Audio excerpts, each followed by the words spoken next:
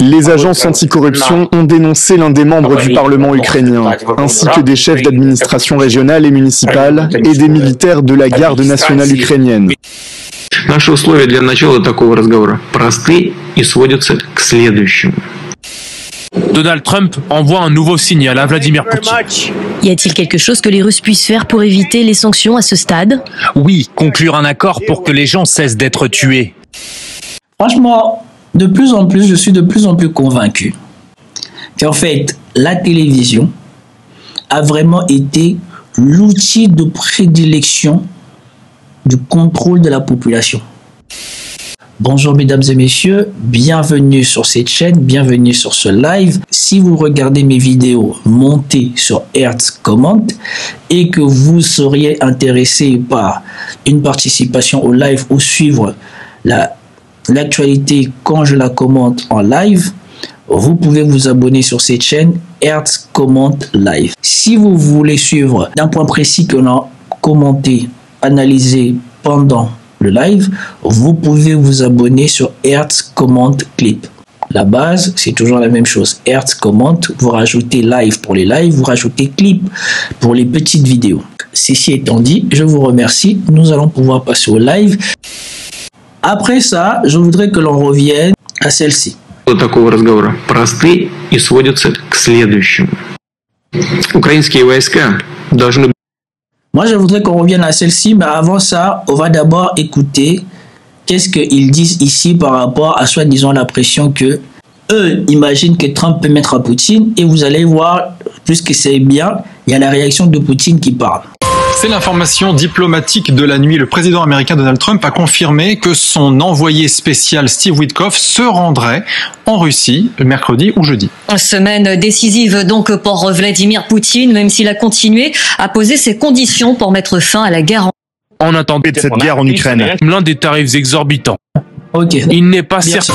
C'est l'information diplomatique de la nuit. Le président américain Donald Trump a confirmé que son envoyé spécial Steve Witkoff se rendrait en Russie mercredi ou jeudi. Semaine décisive donc pour Vladimir Poutine, même s'il a continué à poser ses conditions pour mettre fin à la guerre en Ukraine. Matteo Schiaravino.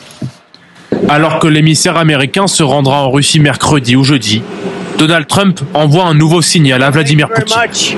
Y a-t-il quelque chose que les Russes puissent faire pour éviter les sanctions à ce stade? Oui, conclure un accord pour que les gens cessent d'être tués. D'une manière ou d'une autre, nous allons empêcher cette guerre. C'est vraiment horrible. À ce stade, encore difficile de prévoir la réponse du Kremlin à l'ultimatum posé par Donald Trump. En attendant, le président américain continue de montrer les muscles. Pour le président Trump, toutes les options sont sur la table pour s'occuper de cette guerre en Ukraine, financièrement, économiquement et par d'autres moyens. Ces options, justement. Donald Trump pourrait utiliser son arme favorite, les taxes douanières, et imposer au Kremlin des tarifs exorbitants. Ou bien s'attaquer aux exportations russes d'hydrocarbures, qui constituent un tiers des revenus de la Russie. Mais le président américain l'avoue lui-même, il n'est pas certain de l'efficacité de ces sanctions. Que peuvent faire les États-Unis si les États-Unis, en somme, ont utilisé déjà l'arme économique, l'arme diplomatique, ils ne vont pas se résoudre à utiliser les moyens militaires. De son côté, la Russie maintient ses conditions pour la paix, à savoir notamment la cession de 4 régions ukrainiennes, ainsi que la Crimée. Voilà. Donc déjà, premièrement, disons un mot sur cette vidéo, commentons cette vidéo, et après nous allons revenir sur justement la parole de Vladimir Poutine sur les conditions pour un cessez-le-feu ou arrêter ce conflit. C'est l'information diplomatique de la nuit. Le président américain Donald Trump a confirmé que son envoyé spécial Steve Witkoff se rendrait en Russie mercredi ou jeudi. Et ici, notez bien ça, parce que il y a une autre publication du Huffington Post qui montre à quel point ces Européens mêlent leur besoin de détester la Russie à leur détestation de Trump. Parce que je vais vous montrer une publication de Huffington Post et vous allez voir comment ils parlent ou comment ils dénigrent justement Steve Witkoff. On verra ça après ou dans un autre live parce que le temps file. Semaine décisive donc pour Vladimir Poutine, même s'il a continué à poser ses conditions pour mettre fin à la guerre en Ukraine. Matteo Sciaravino. Moi, je ne comprends pas pourquoi tous ces gens-là utilisent tout le temps ce langage de comme si ils avaient une emprise sur Vladimir Poutine. Ça fait 3 ans que Vladimir Poutine n'a pas changé d'un iota sur quoi que ce soit. Eux-mêmes, à chaque fois, tous les 4 semaines, quand ils se réveillent le matin, ils disent « le Kremlin n'a pas changé, le Kremlin n'a pas bougé », mais à chaque fois, c'est décisif. Donc, ça fait 3 ans que tous les 3 mois ou tous les 2 mois, c'est décisif. Et c'est jamais eux qui ont l'avantage, c'est jamais eux qui ont l'initiative. Et même là, quand ils pensent que c'est décisif pour Poutine, vous allez voir que quand il prend la parole, c'est toujours lui qui dicte les choses. C'est toujours lui qui a la main. Alors que l'émissaire américain se rendra en Russie mercredi ou jeudi, Donald Trump envoie un nouveau signal à Vladimir Poutine. Y a-t-il quelque chose que les Russes puissent faire pour éviter les sanctions à ce stade? Oui, conclure un accord pour que les gens cessent d'être tués. Franchement, de plus en plus, je suis de plus en plus convaincu qu'en fait, la télévision a vraiment été l'outil de prédilection du contrôle de la population. Je pense que le plus grand ami, l'invention la plus géniale qui a été faite au service de la démocratie, ça a été la télévision. Je pense qu'à travers la télévision, tous les grands groupes d'influence ont pu endoctriner la population. Parce que quand tu vois comment est fabriquée l'information, comment est traitée l'information, comment est téléguidée l'information, et que tu t'amuses à faire les choses que nous faisons ici sur cette chaîne, tu te rends compte à quel point on est plus proche de la manipulation que de la propre information. Regardez comment on oriente la question de Trump.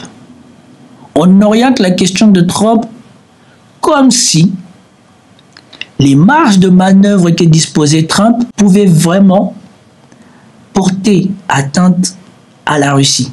Alors que nous l'avons vu, la Chine a dit que ils s'en foutent. C'est pas Trump qui va déterminer qu'est-ce qu'ils vont acheter ou pas. L'Inde a dit qu'il prendra les mesures nécessaires. Donc ça veut dire que si les États-Unis s'en prennent à eux, ils sauront riposter et ils vont continuer à acheter le pétrole. Et nous savons que entre la Russie et les États-Unis, il n'y a pas de commerce dont dépend la Russie par rapport aux États-Unis. C'est l'inverse. C'est les États-Unis qui ne peuvent pas se procurer ce qu'ils achètent à la Russie ailleurs. La Russie n'a que faire de produits américains. Mais ici, on oriente la question comme si la décision de Trump pourrait avoir un impact majeur sur la Russie sans porter atteinte à beaucoup d'autres personnes qui risquent tous de se fâcher contre l'Amérique. D'une manière ou d'une autre, nous allons empêcher cette guerre. C'est vraiment horrible. À ce stade, encore difficile de prévoir la réponse du Kremlin à l'ultimatum posé par Donald Trump. En attendant, le président américain continue. Sérieusement, à ce stade, il est encore difficile. Donc ça fait 3 ans qu'on menace le Kremlin de tout et de rien. Le mec qui bouge pas. Souvenez-vous, pendant le défilé du 9 mai, même eux-mêmes dans leurs commentaires, ils disaient quoi? On a tout fait, toute initiative, quoi que ce soit, pour faire infléchir Poutine sur l'Ukraine. Rien n'y fait. Mais pour ce tour-ci, alors que c'est un consensus quasi accepté par tout le monde que on ne peut rien, c'est de la supercherie et que tout le monde a besoin que le pétrole reste à un prix élevé, comme par hasard, la Russie va s'inquiéter de ce que Trump va dire. De montrer les muscles. Pour le président Trump, toutes les options sont sur la table pour s'occuper de cette guerre en Ukraine, financièrement, économiquement et par d'autres moyens. Ces options, justement. Donald Trump pourrait utiliser son arme favorite, les taxes douanières, et imposer au Kremlin des tarifs exorbitants. Ou bien s'attaquer aux exportations russes d'hydrocarbures, qui constituent un tiers des revenus de la Russie. Mais le président américain l'avoue lui-même, il n'est pas certain de l'efficacité de ces sanctions. Parce que ça a déjà été fait. Et surtout, Trump, il n'a pas besoin que le prix du pétrole chute. Il a besoin que le prix du pétrole reste élevé au niveau international pour qu'il puisse vendre à un bon prix. Tout en sachant que ça ne doit pas trop s'élever, parce que sinon, les producteurs de pétrole américains seront obligés de reporter l'augmentation du pétrole à la pompe. Donc, il faut que ça soit élevé pour qu'on puisse vendre le pétrole qu'on exploite à prix cher aux Européens, mais en même temps, il ne faut pas que ça soit trop élevé pour que les Américains puissent continuer à faire leur plein d'essence à bon prix. Donc, que peuvent faire les États-Unis si les États-Unis, en somme, ont utilisé déjà l'arme économique, l'arme diplomatique, et ne vont pas se résoudre à utiliser les moyens militaires. De son côté, la Russie maintient ses conditions pour la paix, à savoir notamment la cession de 4 régions ukrainiennes, ainsi que la Crimée. Bon, maintenant nous allons écouter l'intervention de Vladimir Poutine sur les conditions qu'il demande pour commencer les négociations, pas pour la paix, pour commencer les négociations. Alors, dans un premier temps, je vais d'abord essayer de le laisser, mais moi-même j'ai essayé de suivre avec les sous-titres et c'est très difficile. Donc, comme c'est pas traduit, et j'espère que ça sera traduit dans une des vidéos que on commentera quelque part pour pouvoir le recommenter, mais ici, je vais d'abord laisser un premier tour et ensuite je commenterai en coupant les séquences pour que nous puissions bien suivre. Наши условия для начала такого разговора просты и сводятся к следующему. Украинские войска должны быть полностью выведены из Донецкой, Луганской народных республик, Херсонской и Запорожской областей. Причем, обращаю внимание, именно со всей территории этих регионов в пределах их административных границ, которые существовали на момент их вхождения в Украину. Как только в Киеве заявят о том, что готовы к такому решению и начнут реальный вывод войск из этих регионов, а также официально уведомят об отказе от планов вступления в НАТО, с нашей стороны незамедлительно, буквально в ту же минуту, последует приказ прекратить огонь и начать переговоры. Повторю, мы это сделаем незамедлительно. Естественно, одновременно гарантируем беспрепятственный и безопасный отвод украинских частей и соединений. Мы, конечно же, хотели бы рассчитывать, что такое решение и о выводе войск, и о внеблоковом статусе, и о начале диалога с Россией, от которого зависит будущее существование Украины, в Киеве будут принимать самостоятельно, исходя из сложившихся реалий и руководствуясь подлинными национальными интересами украинского народа, а не по западной указке. Хотя на этот счет существуют, конечно, большие сомнения. Voilà. Donc, déjà, moi, quand j'ai suivi, avec la difficulté avec laquelle j'ai suivi, j'ai compris que maintenant, nous ne sommes plus à 4 régions, mais à 5 régions. Peut-être ai-je mal compté, on va recompter tout à l'heure. Ensuite, on va rentrer plus en détail sur les conditions sine qua non nécessaires à ce qu'il y ait un cessez-le-feu ou début des négociations de la part des Russes. Et en plus, c'est conditionné à des choses bien concrètes. Contrairement à, par exemple, ce qu'on a eu dans l'accord congolais qui est flou, ou ce que Zelensky demandait, ici vous avez bien des mécanismes bien concrets que la Russie décrit. Si c'est fait, on fait ça, on garantit ça, on fera comme ça. Ok. Maintenant, on va commenter en ayant le temps de lire. Nos conditions pour commencer une conversation est simple. Et sont les suivants ou se résument comme ceci. Les troupes ukrainiennes doivent complètement se retirer de, je ne sais pas s'il va rajouter région, mais ici en anglais c'est de Донецкой, Луганской, de Donetsk, de Lugansk, народных республик, Херсонской de Kherson, de Zaporizhia и Запорожской областей. Ok, donc Kherson, Lugansk, Donetsk, Zaporizhia. Ok, ça fait 4. C'est tant mieux, c'est moi qui m'étais trompé tout à l'heure. Ok, qu'est-ce qu'il dit d'autre? Областей. Причем, обращаю внимание, именно со всей. Et je tiens à attirer votre attention sur la totalité du territoire. Ah, ils doivent se retirer de la totalité des territoires de ces régions, au niveau des frontières administratives. Tels qu'ils existent en Ukraine Donc, ils doivent aller au-delà du front actuel. Parce que le front actuel, dans certains fronts, il y a encore une partie que les Russes ne maîtrisent pas.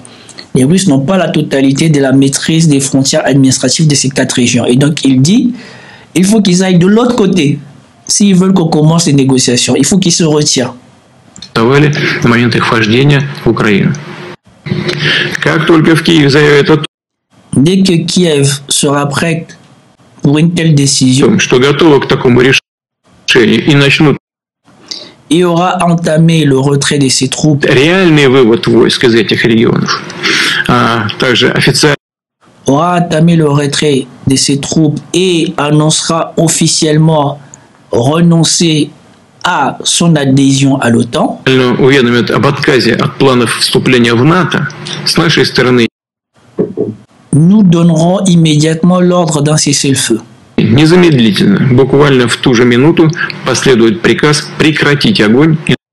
Et nous entamerons immédiatement, ici dit, je le répète, il répète quoi? Ah oui, nous donnerons immédiatement l'ordre d'un cessez-le-feu et entamerons immédiatement les négociations. Приказ прекратить огонь и начать переговоры. Et je répète, nous le ferons immédiatement. Повторю, мы это сделаем незамедлительно. Naturellement, en même temps, Естественно, одновременно nous garantirons simultanément, ici j'ai du mal à le traduire en français, mais en tout cas, l'idée c'est de garantir le passage ou le retrait des troupes ukrainiennes. опасный отвод украинских Voilà, le retrait en sécurité des troupes ukrainiennes. частей и соединений.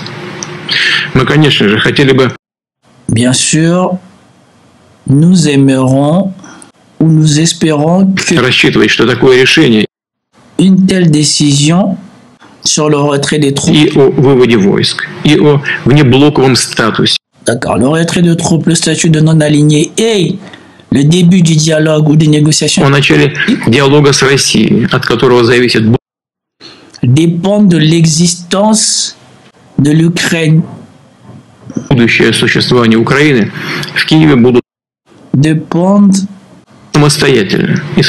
dépendent d'une décision indépendante prise à Kiev en Исходя из сложившихся реалий и des réalités actuelles руководствуясь et guidée par l'intérêt national подлинными национальными интересами украинского народа, du peuple ukrainien а не по западной et non une injection Хотя на этот счет существуют, конечно, большие сомнения.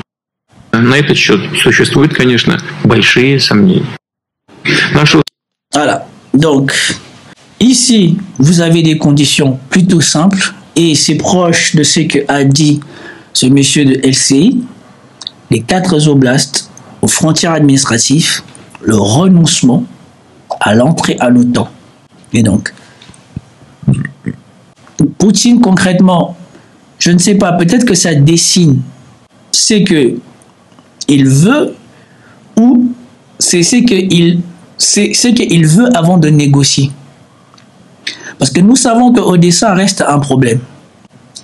Mais pour entamer les négociations, il veut que les 4 oblasts qui ont intégré la Fédération de Russie soient reconnus comme étant russes. Et peut-être qu'après, dans les négociations, puisque c'est ce qu'il a déjà selon lui, ça sera, vous nous donnez Odessa ou alors vous faites quelque chose avec Odessa. Peut-être que ça sera ça. Parce que lui, ce n'est pas la condition de la paix. Là, c'est la condition de l'ouverture du dialogue. Et donc, il faut bien faire la séparation entre les deux choses. Les Russes viendront à la table de négociation en considérant ce qu'il a dit là comme étant acquis. Donc, ça veut dire qu'on va négocier la paix sur autre chose. Ou on va négocier l'arrêt de ce conflit sur autre chose.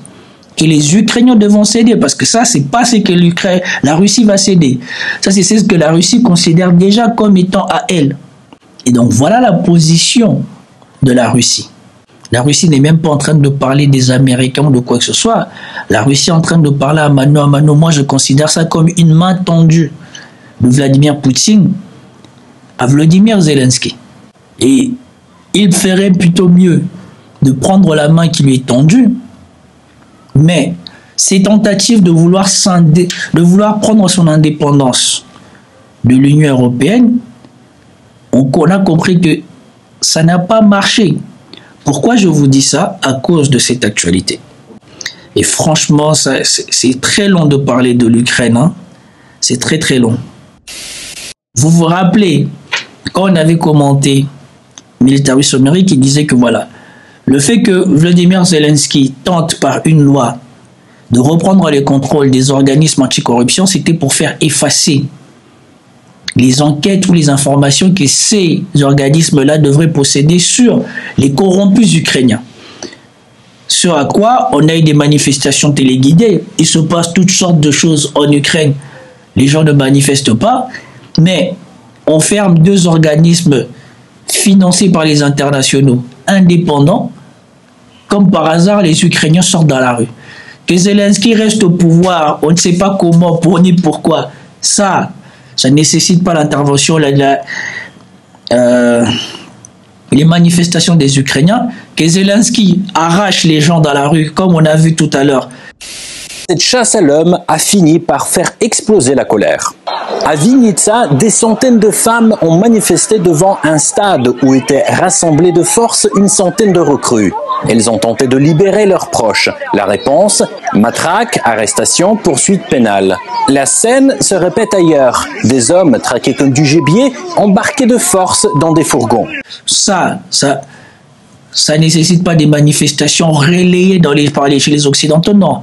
Zelensky s'en prend à des organismes anticorruption, là c'est un problème. Et ensuite nous avons vu que l'Union européenne s'en est pris à Zelensky et l'a rappelé à l'ordre du disant que ça c'est pas les conditions pour intégrer l'Union européenne. Et derrière ça, Zelensky a dit qu'il allait rétrocéder l'indépendance de ces organismes-là, qu'il n'allait plus les mettre sous la tutelle du procureur de la République. Et comme par hasard, dans la foulée, voilà l'information qui sort. Et donc, les Occidentaux remettent à nouveau Zelensky sous leur coupe. Voilà probablement pourquoi Vladimir Poutine dit que la décision de reconnaître les 4 oblasts comme étant russes, de renoncer à l'adhésion à l'OTAN, sont des préalables à la négociation. Et que cette décision doit être prise de manière indépendante et non sous injonction des Occidentaux.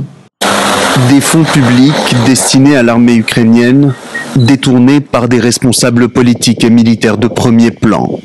C'est la conclusion d'une enquête menée par des agences anticorruption qui ont mis au jour un vaste système de fraude organisé en pleine guerre. Les membres de la garde nationale, suspectés d'être impliqués dans cette affaire, ont été suspendus. Les agences anticorruption ont dénoncé l'un des membres du Parlement ukrainien, ainsi que des chefs d'administration régionale et municipale et des militaires de la garde nationale ukrainienne, pour corruption. Malheureusement, il s'agissait de manœuvres impliquant l'acquisition de matériel de guerre électronique et de drones FPV. C'est absolument immoral. Mais cette affaire de corruption est en réalité très embarrassante pour Volodymyr Zelensky. Le président ukrainien avait soutenu une loi votée fin juillet au Parlement qui prévoyait de placer les agences anticorruption sous tutelle de l'État. Face au tollé suscité par ce texte et les... Regardez à chaque fois ces espèces de manifestations qu'on vient nous parler en pompe ici. Regardez, il y a quelques personnes en pleine journée et si vous les regardez, ça correspond à des jeunes, des universitaires, sans doute des boursiers, des institutions financés par les Occidentaux qui manifestent plutôt que des Ukrainiens. Parce que quand on a vu les Ukrainiens manifester pour essayer de récupérer les gens qu'on avait raflés, ils ne ressemblaient pas à ça. Ils ne ressemblaient pas à ça. Ce texte et les manifestations d'ampleur qu'il a provoquées, Zelensky a renoncé avant de finalement rétablir l'indépendance de ces structures. En Ukraine, la corruption est un fléau. Plusieurs affaires ont éclaté au sein des forces armées et du ministère de la Défense depuis le début de l'invasion russe en février 2022. Voilà. Voilà pourquoi je dis que Vladimir Poutine, il demande à ce que cette décision soit prise dans l'intérêt des Russes et non sous injonction des Occidentaux. Si Vladimir Zelensky aurait mis ces organismes-là sous tutelle du procureur de la République, ça les aurait permis à eux et à tous ses amis de faire disparaître toutes ces preuves qui sont sorties d'un coup. Soudainement, l'agence, la semaine dernière, était à 2 doigts de passer sous le contrôle de l'État. Dès qu'on lui remet sa liberté, elle montre qu'elle est efficace. Mais ça fait 3 ans qu'on ne sait pas où elle voit. Volodymyr Zelensky déclare lui-même qu'il ne sait pas où est partie une partie de l'argent soi-disant déclaré pour l'Ukraine. L'agence, elle non plus, ne sait pas. Mais comme par hasard, Volodymyr Zelensky a voulu reprendre sa liberté donc en enterrant les affaires. On lui a rappelé qu'il ne doit pas faire ça. Et dès qu'il relâche cette agence, voilà les trucs qui sortent. Et donc voilà pourquoi Zelensky n'est pas libre d'aller négocier avec Poutine. Non seulement il a le poids des Occidentaux avec cette agence, mais il a aussi le poids de ceux qui l'ont mis là au pouvoir originellement. Ceux qui voulaient se débarrasser de la population russophone dans les oblasts là pour pouvoir faire leur business. Eux aussi, ils ont leur mot à dire. Et donc, c'est compliqué pour Zelensky. Et voilà pourquoi Vladimir Poutine, lui, s'en fout totalement de ce que Trump il fait. Il sait que Trump, c'est tout ça. Même si les Européens, on a compris qu'eux, ils sont prêts à fermer les yeux par russophobie, Vladimir Zelensky sait que voilà, ils connaissent la vérité. Ils connaissent que l'Ukraine est un pays corrompu parce que dès qu'ils peuvent sortir un dossier tout de suite sur quelqu'un en Ukraine qui montre qu'il est corrompu. Donc, les Occidentaux ont ça. Et ces agences-là sont là pour ça. Et que sur le reste, on ne fait que se voiler la face. Et donc, voilà pourquoi Vladimir Poutine dit il faut que ça soit animé par l'intérêt public et non par des injonctions, parce que de toute manière, l'injonction sera toujours de continuer la guerre contre la Russie. Ça ne sera jamais d'arrêter la guerre contre la Russie. Il ne faut pas se voiler la face. Donc, je pense que nous avons fait le tour. Peace out.